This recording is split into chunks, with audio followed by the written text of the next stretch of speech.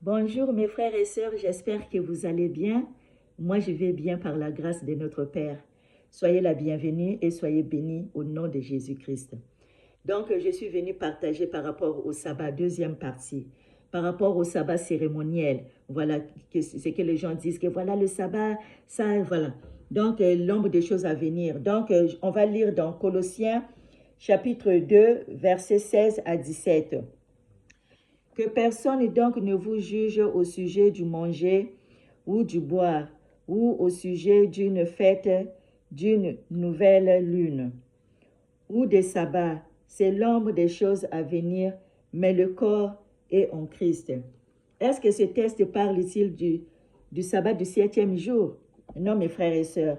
Ce texte parle des sabbats annuels de la loi cérémonielle, c'est-à-dire les fêtes juives de l'Ancien Testament, mes frères et sœurs. Voilà, donc moi, ce que je parle, c'est le sabbat de l'Éternel. C'est le sabbat qui fait partie depuis la création et celui qui est aussi dans 10 commandements de Dieu. Donc, on va lire dans Exode chapitre 20, versets 8 à 11. Souviens-toi du jour du repos pour le sanctifier.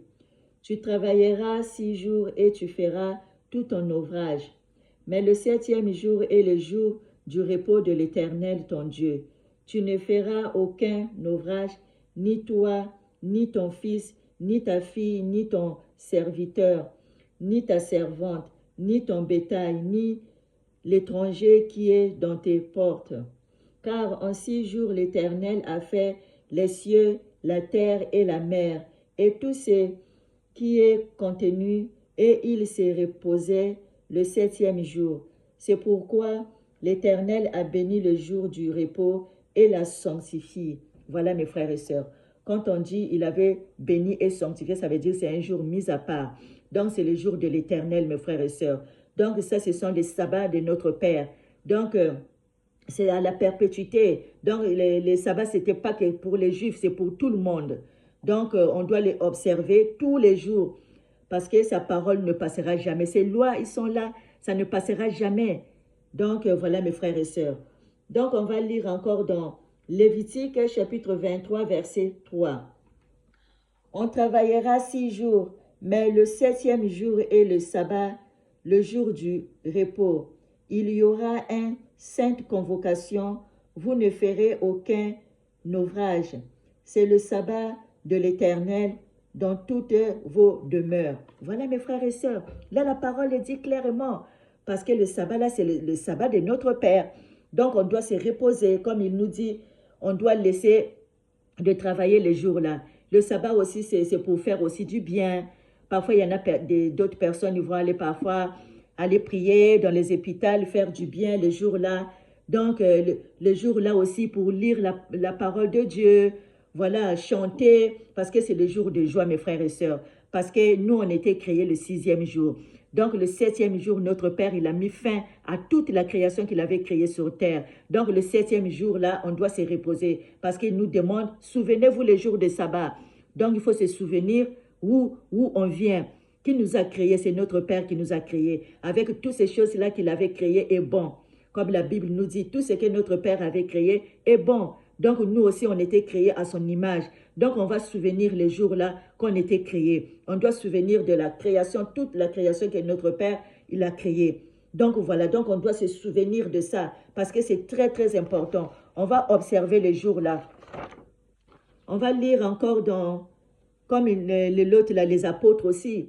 Ils ont observé le sabbat. Comme notre Père, Yahushua aussi, il avait observé les jours-là. Donc, il guérissait aussi des maladies les jours de sabbat. Parce que les jours de sabbat, c'est les jours de joie. C'est pour faire du bien. C'est les jours de joie, quoi. Donc, louer l'Éternel, lire la parole, prier. Voilà, donc c'est très, très important. Tous les jours, on doit lire la parole de Dieu. Voilà, méditer sa parole. Mais les jours-là, c'est mis à part. Donc, c'est un jour mis à part, le septième jour. C'est le samedi, mes frères et sœurs. Ce n'est pas le dimanche, mais c'est le samedi. Si vous allez aussi lire aussi par rapport à l'autre là, parce que le samedi, c'était des Romains, c'est le roi Constantin, c'est lui qui avait mis le samedi au dimanche. Pourquoi? Parce que dit-on que parce que Jésus-Christ a été ressuscité le dimanche. Mais lui, il n'avait pas le droit de changer les lois de Dieu. Donc, si vous allez-y lire parce que le prophète, l'autre là, le prophète Daniel, lui, il avait reçu aussi, il avait prophétisé aussi par rapport à ça, que l'homme impie viendra changer les lois. Donc, vous allez lire dans Daniel, chapitre 7, verset 25. Voilà, mes frères et sœurs. Comme ça serait clair. Donc, même les apôtres. Donc, on va lire dans Hébreux, chapitre 4, verset 3. Donc, c'est pour vous dire que le sabbat est très, très important. Ça serait éternel, mes frères et sœurs. Donc, on doit observer le sabbat parce que le sabbat, c'est pour notre Père. C'est pour nous et pour notre Père. Et c'est pour notre Père et pour nous. Donc, c'est un signe entre notre Père et nous, mes frères et sœurs. C'est pour ça que notre Père il nous dit de souvenir les jours-là, de consacrer les jours-là à l'Éternel, parce que c'est lui le maître du sabbat, c'est lui notre Créateur. Donc, on va lire dans Hébreux chapitre 4, verset 3. Pour nous qui avons cru, nous entrons dans le repos selon qu'il dit. Je jurai dans ma colère, ils n'entreront pas dans mon repos. Il dit cela, quoique ses œuvres osent été achevées depuis la création du monde. Voilà mes frères et sœurs. Hein? Là, on est au Nouveau Testament là. Hein? Donc, ne laissez personne vous tromper. Parce que dans l'autre là, les anciens, ils ont observé jusqu'à aujourd'hui, il y en a beaucoup qui observent le sabbat. Hein? Donc, c'est le jour saint. Donc, le jour-là, notre Père, il avait béni le jour-là, il avait sanctifié le 7e jour-là. Donc, c'est le jour mis à part, c'est le jour saint. Voilà, mes frères et sœurs. On va lire dans Actes chapitre 17, versets 1 à 2. Paul et Silas passèrent par Amphipolis et Apollonie, et ils arrivèrent à Thessalonique, où les Juifs avaient une synagogue. Paul y entra selon sa coutume pendant 3 sabbats. Il discuta avec eux d'après les Écritures. Gloire à Jésus. Actes chapitre 17, verset 11. Ces Juifs avaient des sentiments plus nobles que ceux de Thessalonique. Ils reçurent la parole avec beaucoup d'empressement et ils examinaient chaque jour les Écritures pour voir si ce qui on leur disait était exact. Voilà, c'est ça. Le caractère d'un enfant de Dieu, il faut examiner pour voir ce qu'on nous enseigne. Est-ce que c'est vraiment, c'est vrai, c'est ça. Pour qu'on ne se fait pas tromper par l'ennemi, mes frères et sœurs. Donc voilà, donc on va lire encore Actes chapitre 18, versets 4 à 5. Paul discourait dans les synagogues chaque sabbat et il persuadait les Juifs et des Grecs. Mais quand Silas et Timothée furent arrivés de la Macédoine, il se donna tout entière à la parole, attestant aux Juifs que Jésus était le Christ. Voilà mes frères et sœurs. Donc, même les Juifs, hein, même Paul, il servait les jours de sabbat. Donc, le sabbat est très, très important, mes frères et sœurs. Donc, ne vous laissez personne vous séduire, mes frères et sœurs. Donc, on va lire dans Matthieu, chapitre 12, versets 8 à 9. Car le Fils de l'homme est le Seigneur du sabbat. Étant parti de là, Jésus entra dans la synagogue. Voilà, c'est toujours les jours de sabbat. Parce que Jésus, quand elle guérissait des gens aussi les jours de sabbat, voilà, il a prêché la parole de Dieu. Voilà, les disciples aussi pareil. Hein? On va lire encore dans Actes chapitre 16, verset 13. Le jour du sabbat, nous nous rendîmes hors de la porte, vers une rivière où nous pensions que se trouvait un lieu de prière. Nous nous assumîmes et nous parlâmes aux femmes qui étaient réunies. Voilà mes frères et sœurs, ça c'est notre Paul. Eux aussi ils ont observé les jours de sabbat. Voilà. Acte 18, 4. Paul dit, voilà, ça je l'ai déjà lu. Lévitique chapitre 23, verset 31 à 32. Vous ne ferez aucun ouvrage, c'est une loi perpétuelle pour vos descendants. dans tous les lieux où vous habiterez. Ce serait pour vous un sabbat, un jour de repos, et vous humilierez vos âmes dès le soir du 9e jour jusqu'au soir suivant. Vous célébrerez votre sabbat. Gloire à Jésus. Ésaïe 58, 13 à 14. Si tu retiens ton pied pendant le sabbat pour ne pas faire ta volonté en mon saint jour, si tu fais du sabbat tes délices pour sanctifier l'Éternel en le glorifiant, et si tu l'honores en ne suivant point tes voies et ne te livrant pas à tes penchants et à de vains discours, alors tu mettras ton plaisir en l'Éternel, et je te ferai monter sur les montagnes du pays.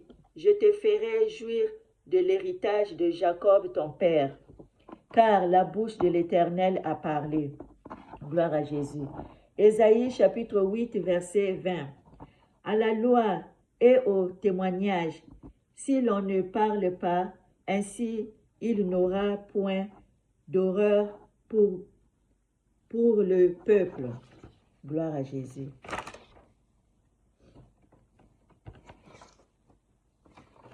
On va lire encore Ésaïe chapitre 56, versets 6 à 7.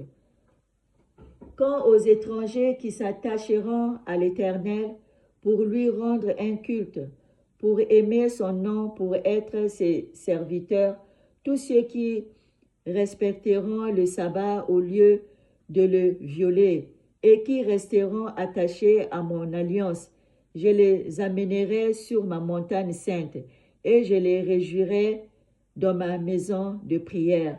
Leurs holocaustes et leurs sacrifices seront acceptés sur mon autel, car mon temple sera appelé une maison de prière pour tous les peuples. Gloire à Jésus. Hébreux 4, chapitre 8 à 11. Car si Josué leur eût donné le repos, ils ne parleraient pas après cela d'un autre jour. Il y a donc un repos de sabbat réservé au peuple de Dieu, car celui qui entre dans le repos de Dieu, il se repose de ses œuvres, comme Dieu s'est reposé des siennes. Efforçons-nous donc d'entrer dans ce repos, afin que personne ne tombe en donnant le même exemple de désobéissance. Gloire à Jésus. Hébreux chapitre 4, versets 3 à 6. Pour nous qui avons cru, nous entrons dans le repos selon qu'il dit, j'ai juré dans ma colère, ils n'entreront pas dans mon repos. Dit cela, quoique ses œuvres eussent été achevées depuis la création du monde. Car il a parlé quelque part ainsi du 7e jour. Et Dieu se reposa de toutes ses œuvres le 7e jour. Et ici encore, ils n'entreront pas dans mon repos. Voyez mes frères et sœurs, hein? Voilà mes frères et sœurs. Or, puisqu'il est encore réservé à quelques-uns d'y entrer, et que ceux à qui d'abord la promesse a été faite n'y sont pas entrés à cause de leur désobéissance. Vous voyez? Donc le sabbat, pour les enfants qui ont cru, c'est eux-là qui observent les jours du sabbat. Hein? C'est comme, voilà, le dernier temps. Le dernier temps, l'autre, là, le dragon, il va faire la guerre à qui? Il va faire la guerre à l'Église, aux enfants de Dieu qui gardent les commandements de Dieu et qui ont aussi les témoignages de Jésus-Christ.